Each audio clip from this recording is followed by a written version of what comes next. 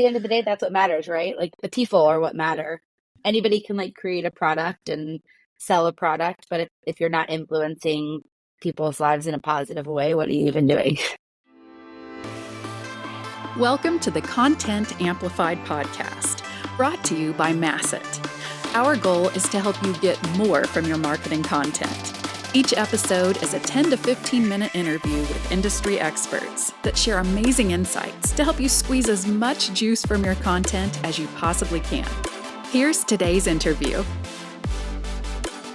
Welcome back to another episode of Content Amplified. Today I'm joined by Sarah. Sarah, welcome to the show. Hi, Ben. Thanks so much for having me. Yeah, love having you here. So I'm excited for the conversation today. But before we dive into what we're going to talk about today, Sarah, tell us a little bit about yourself. What do you love about content and marketing? Tell us about your career. Let us get to know you. Sure. Yeah. So I have spent the majority of my career in multifamily property management, kind of worked my way from being a leasing consultant to now I'm on the vendor side of things, working in product marketing. So I've gotten to see behind the curtain on how things are done in the shoes of the people that I'm marketing to and that I'm training. Which is just an awesome perspective to be able to say, hey, I've been there. I know what you're doing. Here's how the product that we have can help you in your day-to-day. And I know that from experience. So that's a little bit of backstory of how I landed here. Love it. Love it. So today what we're going to talk about really is kind of a different kind of content that sometimes we think about when we come to content. And this often follows product marketing's roles, things of that nature. But how do I create short, easily digestible, make you feel good content? You know, so Sarah, why create this kind of content versus the more technical, really detailed kind of content? Why is this kind of content so important? I think a big part of that is it really comes back to relatability. So being able to be a real person with someone. If I am putting myself in our user and our customer's shoes and looking at the material, the thing that I want to get out of it is, how is this going to make my day-to-day life better? How is this going to make my job easier? I don't really care about the back-end technical things that went into it. I just want you to tell me what I need to know.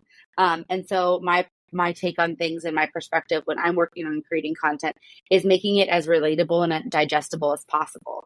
And I think a lot of that comes in short form content, like 1 to 2 sentences here. What can I tell you in like a tweet length? Do we still say tweets, even though it's not Twitter anymore? I don't know. I don't know what the X post or, I think a tweet is still appropriate. I don't know, tweet. So whatever that short character limit is 120 or something like that. Those short 1-liner, 2-liner things that are impactful. And then video. I love using video. I think that is one of the most impactful tools, especially when you can actually show someone how something's working. And I think that when you're creating video, having your face in the video is also really impactful. I am a big fan of Loom and being able to record your screen with your face there. They can see it's a real person showing them and talking to them. And I think that's a great sales tool as well. It's like using video in their content to help close a deal and being relatable. I love that. Yeah, I think often people are really intimidated when it comes to video. You know, you think Sure. You've got to have the nice camera set up and this and that, but like Loom is really cheap. I saw a Mac piece of software that does cool stuff for like $80 for a one-time license. Like there's all sorts. I mean, Riverside, what we're recording on now is like $240 a year or something like that. So it's not that intimidating, but how do you still create good content in short form video, maybe without like the world's biggest budget? Like how do you kind of approach that and make it impactful still? So authenticity comes across when you're using just your computer camera. One of the tricks, and I'll let you in on one of my little secrets of what I do if I'm trying to record something and I don't have the time or the availability to memorize everything, I don't have a teleprompter or fancy equipment and lights, I love using the Notes app on my Mac. So I create a little sticky, or I'm sorry, not notes, the stickies. I create a little sticky and I put it just under my camera on the top of my screen, and I make my text really big. And then I have my trackpad and I just like slowly scroll. So it looks like I'm looking at the camera, but I really am using it like a teleprompter. And that way I can talk to the camera, I can be speaking to you, I can be talking about this content. And it can be a more technical thing that maybe I just do want to like read it. So I make sure that I'm not stuttering over myself. But it doesn't seem like you are because you have it as such a small little area under your camera that you can do that. So you don't have to have all the fancy lights. I have a clip-on ring light, but just for my complexion, not because I need it, but really just being scrappy with the tools that you have. You shouldn't be intimidated to try to create video because you don't need all the fancy equipment. And I think the more time that you spend on camera, the more comfortable you become. And yeah, just don't be afraid to put yourself out there. People relate to authenticity, and that will help you gain trust with your audience, I think. I love that. And I love how you're putting a person in front of the camera, someone that can relate. And you have this cool, unique experience that you've been in their shoes and you can relate with them and talk to them about this.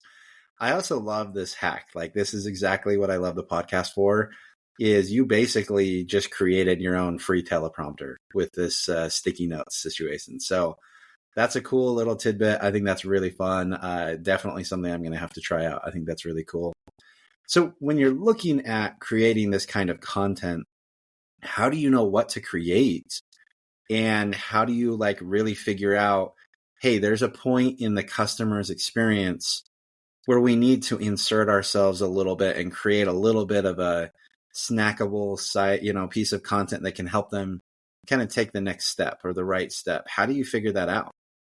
Yeah, so I think one, speaking to your customers, like we don't at our current company have a voice of the customer role. So everybody gets to kind of be the voice of the customer and speak to them and really hear what their pain points are. But also we use tools like Pendo. And so we get really great analytics from Pendo that say like, okay, these are the features that are being used most frequently. These are the click paths that are happening. So I know we're releasing new product features and it's going to solve for people trying to create a little workaround for something that may not be an ideal feature. I can then say, okay, this is something that could use a short little video. Or maybe we're getting in service tickets that people are saying, hey, I don't know how to do this, or I'm getting stuck at this point. And maybe it's not something where the system has an issue, but it's just a trainable moment where you have that opportunity then to create something create a piece of content for those users, because if a couple people are experiencing it, probably more are, they just didn't take the time to put in a service ticket. And we want people to be able to use our platform as intended and not feel like they have to create workarounds, because it shouldn't. It should work really seamlessly for them and improve their day-to-day. So looking at those analytics, I think is really helpful in figuring out what sort of content needs to be created, and then whether it needs to be a short form or a longer form documentation. Okay, I love it. I love it. So I'm going to throw you a little bit of a curveball question. So Sure. Hopefully you're okay with Let's do it. When you're looking at this kind of content, obviously there's a huge need for it in the customer journey as they're already a customer in the product or learning or training, things like that.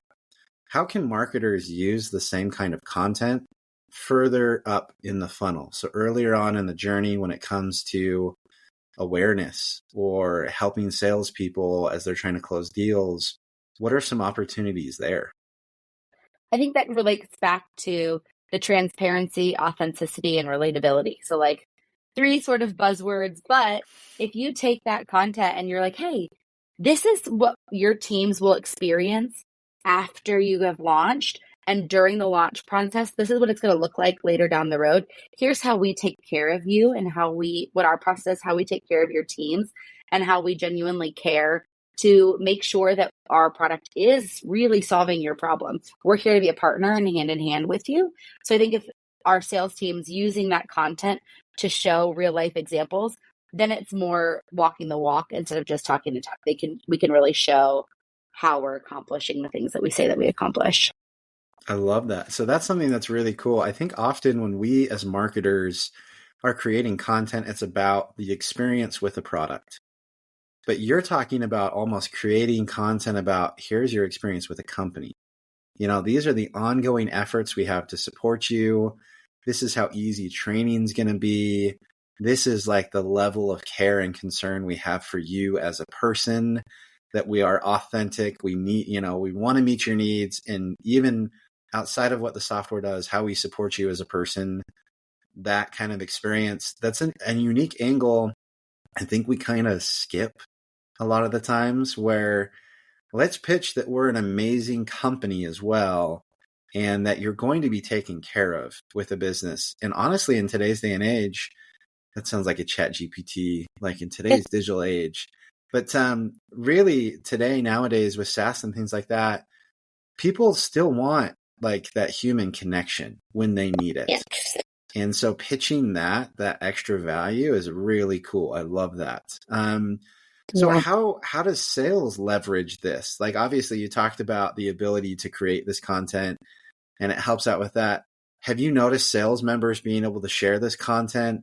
Have you gotten good feedback from the sales team? What are your thoughts about that collaboration with them and providing this kind of content to really help them show, hey, we're going to treat you well as a customer? One of the things, and I am newer at my company, I'm coming up on my 90 days here in 2 weeks, so I'm still fresh. But one of the things that I've really noticed is if somebody on our team says that they're going to do something, they do it and they follow through. And I think this through the sales process, that really shines through the people that we have on our team. It's just such a company filled with like really quality humans, and that put other people first. If somebody needs to be in person for something, they will go and they'll have lunch with one of their clients and sit with them and talk to them. And that's something that we say that we do, and we do it. And so I think that that's how the sales team kind of takes, I don't know if that fully answers your question, but how they kind of take what we're doing on the marketing side, and they really do live it out. If you come to different multifamily events, people know about Funnel. I wanted to join Funnel because I have seen Funnel at different events. And so it was something where like, oh, this company, it's pink is like our main color. And so you see these like pink fanny packs at conferences. And so that like brand awareness of knowing like, oh, that's the pink fanny pack company. But then getting to know like a little bit more what they do. Anytime I've ever met somebody from Funnel at any sort of conference, it's been such a pleasant, wonderful experience.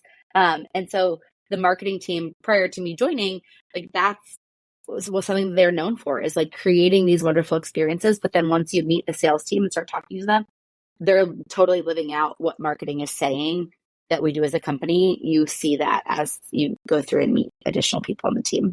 Yeah, I love how you are looking at the company values and who you are beyond just what the product does, and turning that into opportunities to influence your content, influence your marketing, and really show people and have them trust you as a business, regardless of what your product does, regardless of the benefits to these, renters and things like that.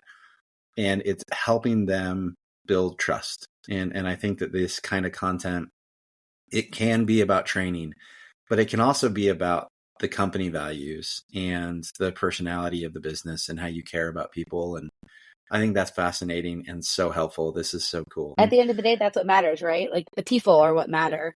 Anybody can like create a product and sell a product, but if you're not influencing people's lives in a positive way, what are you even doing? Exactly. I love that. And that quote is exactly where I think we should end the episode. We're coming up on time. Sarah, I have learned a lot. I love this. It has opened up my eyes to an entirely new kind of content that I should be creating, really showing behind the scenes who we are as a business, as opposed to just what we do. I think that that's really valuable. Sarah, if anyone wants to reach out and connect with you online, how can they find you and reach out? Sure. They can reach out to me on LinkedIn. My name is Sarah Bozarth. You can find me there. I transparently am just starting my LinkedIn journey. So if you see a post, interact with it, encourage me. It is outside of my comfort zone, but we're doing it. Love it. Love it. Very cool. And we'll link to your profile in the show notes. Again, Sarah, thank you so much for the insights today. Thank you so much, Ben. This has been wonderful. Thank you for listening to the Content Amplified podcast. Please subscribe and leave us a review. And for additional ways to get more out of your content, visit our website at getmasset.com. That's getmasset.com. And tune in next time to the Content Amplified podcast.